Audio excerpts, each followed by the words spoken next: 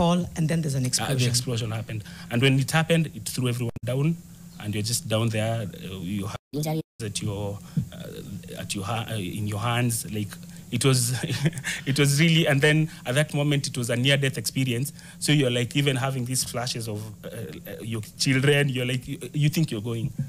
But now that zeal to want to leave is what like now kept me alive. And when people started running, now I could run. I lost my phone. I think it even got burnt. And then on running, along my way, I also had to pick up some 6-month-old baby, run with him, because I didn't use the gate, the immediate gate, because I thought it was a transformer which had exploded.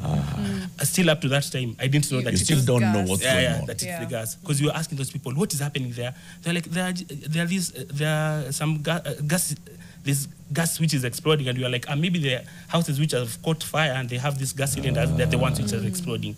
And then for us, we used to think that whatever was there was just a parking, because the gate was, most of the time the gate was closed. Right. You couldn't see the gate What's open inside? and see. And then for us in the state, somebody who wakes up in the morning, goes to work, and in the evening, and it's actually at the back.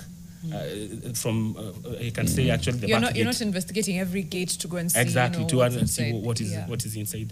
So it was very unfortunate that it had to happen. I thank God I found the father to the child that I was carrying. At least I gave back the child. At that time, I think that my scars were not that much. I didn't know that I had actually been burnt that much. It's only at the back of my head where I was feeling like actually there's something going wrong here.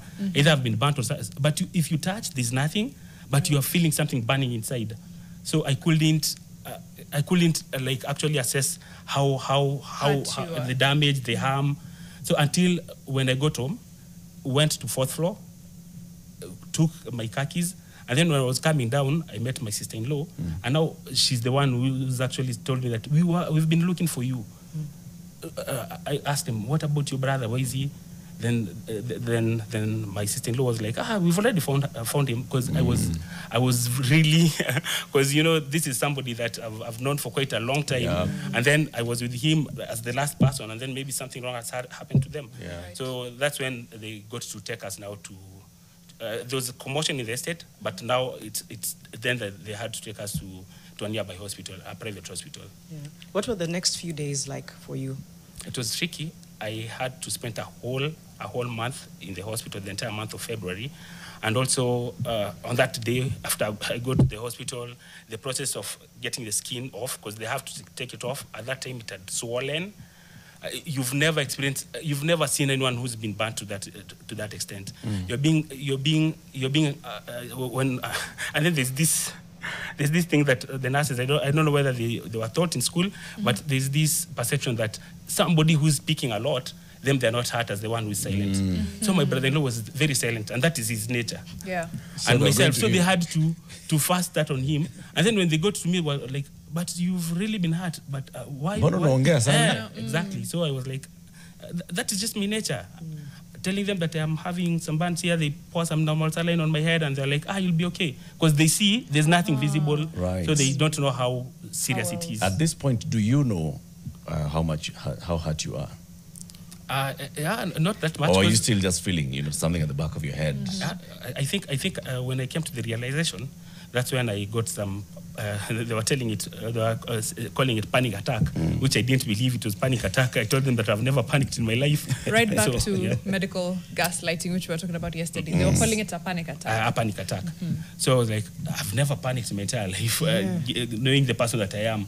So, but I think maybe they were right, because the entire skin up to here was being removed. Right. They've removed here, from here to also this other place at the back, and also my feet. And I was like, I just, my heart started racing, and I was like, so you realize now that I don't think I'll ever get entire arm. I'll ever get back. And this other arm and your back and my back. Your legs are also. My legs. Now here, the only thing that it's only me was feeling. You only know the back of your head. Exactly. And nothing else. Yeah, but I think I only got a bit of energy when I saw another lady was badly injured, to an extent that the drip was being put on her neck, that's where I know that I knew that I'm not badly off in as much as I'm on this way. But at that time, I was already having this oxygen mask on my nose. That month in the hospital, what does that recovery look like? And even recovery is later, treatment into recovery. What did that month look like?